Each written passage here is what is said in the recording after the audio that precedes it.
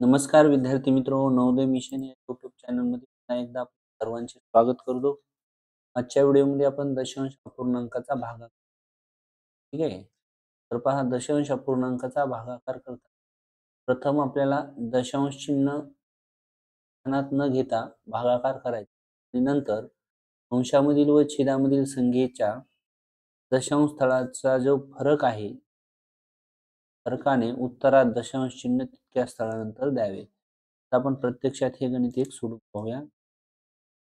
तर पहा अगोदर आपण याला 4.08 भागिले 0.8 जर आपण सुरुवातीला ह्याला दशांश चिन्ह नाही असं गृहीत धरून जर असा भागाकार केला तर हा होईल 8 1 8 8 पंच 40 आणि परत 8 1 8 आपलं उत्तर येईल 51. परंतु या ठिकाणी लक्षात घ्या अंशामध्ये उजवीकडून एक दोन संख्या दशांश चिन्ह 2 लिहायचे आणि छेदात उजवीकडून एक संख्या सोडून दशांश चिन्ह म्हणजेच 1 लिहायचा. या दोघांमधला फरक घ्यायचा म्हणजे वजाबाकी करायची. ही आलेली 1. याचा अर्थ आलेल्या उत्तरात उजवीकडून एक संख्या सोडायची आणि द्यायचं म्हणजे आपलं याचं उत्तर असेल 5 दशांश. ठीक आहे. तर पुढील प्रश्न पाहूया.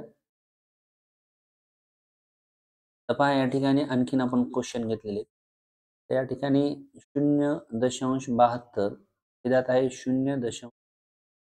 तर आपल्याला या ठिकाणी काय करायचे आहे की उजवीकडून या ठिकाणी 2 नंतर म्हणजे आपण काय करू 72/9 घेऊ आपण 9 1 9 9 8 तर काय आलं आपलं 8. मग दशांश द्यायचा कुठं अंशामध्ये 2 नंतर आहे छेदामध्ये 1 नंतर वजा 1 तर आलं 1 म्हणजेच एक संख्या सोडून दशांश चिन्ह द्यायचं. इथं 8च आहे. आपण काय करायचं 8 त्याचा दशांश हे 0.8 हे उत्तर या ठिकाणी आहे. ठीक आहे.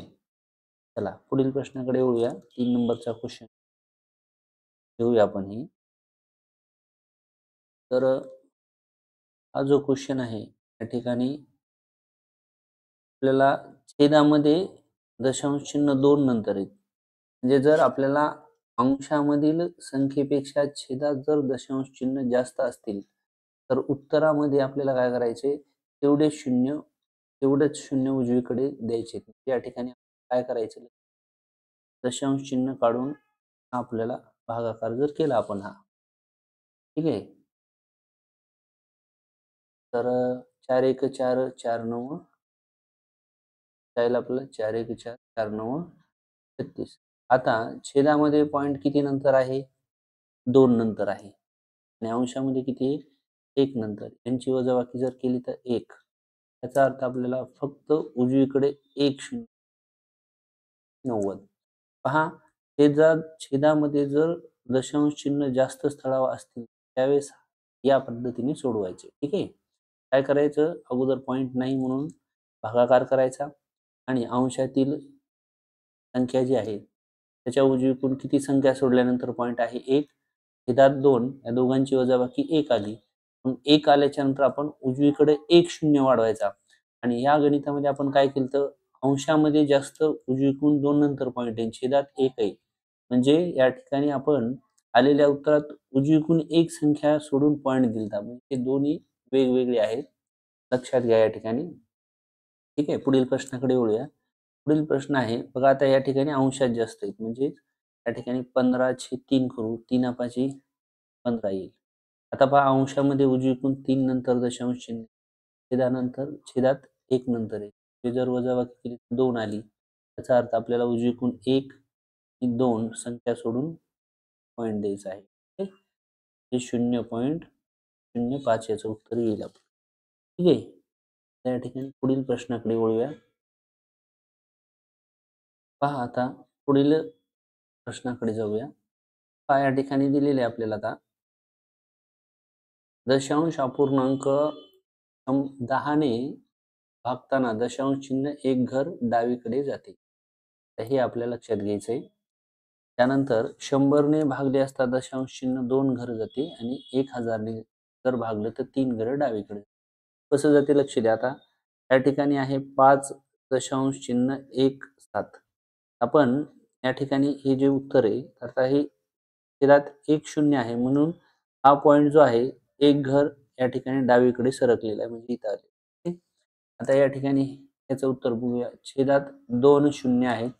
आपण काय करू, अगोदर ही संख्या लिहून घेतली. आता पॉइंट इथे आहे म्हणजे 7 आणि 2च्या मध्ये, म्हणजे 2 शून्य असल्यामुळे एक घर आणि 2 घर म्हणजे 6च्या हे असेल आपलं उत्तर. ठीक आहे. पुढील प्रश्नाकडे वळूया. आता अंशातली संख्या मध्ये पॉइंटच नाहीये, म्हणजे संख्या लिहून घेऊया आपण. या ठिकाणी छेदामध्ये 1, 2, 3 संख्येनंतर 1, 2, 3 संख्या सोडायच्या. इथे दशांश द्यायचं म्हणजे हे उत्तर असेल आपलं. परत आता पहा, या ठिकाणी अंशातली संख्या जर लिहिली तर ही अशी आहे. तर उजवीकडून या ठिकाणी छेदात 2 शून्य आहेत म्हणजेच एक घर, 2 घर. इथं दशांश येईल. तेच उत्तर येईल 0.921. ठीक आहे. त्या पद्धतीने आपण याला सोडवू शकतो. ओके. पुढील प्रश्नाकडे वळूया. पुढील प्रश्न आहे आपला पहा, 21.3 आहे. आता इथं 10 आहेत म्हणजेच 1 शून्य म्हणजेच पॉइंट एक घर या ठिकाणी येईल. म्हणजेच 2.13 आणि पहा 3 शून्य आहे तर तेच आपला पॉइंट 3 घर म्हणजेच एक घर. ठीक आहे. इथे शून्य देऊ. 2 घर, इथे शून्य इथे येणार आहे. आपलं उत्तर काय 0.2 या ठिकाणी अशा पद्धतीने आपलं उत्तर येणार. ठीक आहे. तर अशा पद्धतीने आपण हा भागाकार करू शकतो. त्यानंतर दशांश अपूर्णांकात दशांश चिन्हाच्या उजव्या बाजूस शेवटचा जो अंक असतो त्याच्यापुढे कितीही शून्य लिहिले तरी त्या अपूर्णांकाची किंमत बदलत नसते. हे एक महत्त्वाचा मुद्दा आहे. पहा उदाहरणार्थ 9.7 त्याला जर आपण 9.70 किंवा 9.700 किंवा 9.700 असं जर लिहिलं तरी या सर्वांची सारखीच असते. उदाहरणार्थ आणखीन घेऊ आपण. समजा मी दिलं 1 रुपया. काय लिहिलं असं 1 रुपया. तर आपण 1.0 रुपया याचाही अर्थ एकच रुपया असतो किंवा 1.00 रुपये याचाही अर्थ एकच रुपया असतो. हे या ठिकाणी आपल्याला लक्षात घ्यावं लागणार आहे. ओके. अशा पद्धतीने आपण दशांश अपूर्णांकाचा भागाकार कशा पद्धतीने करायचा याचे ट्रिक्स पाहिले आहेत. व्हिडिओ आवडला असेल लाईक करा, शेअर करा. भेटूया पुढील व्हिडिओमध्ये. तोपर्यंत सर्वांना धन्यवाद.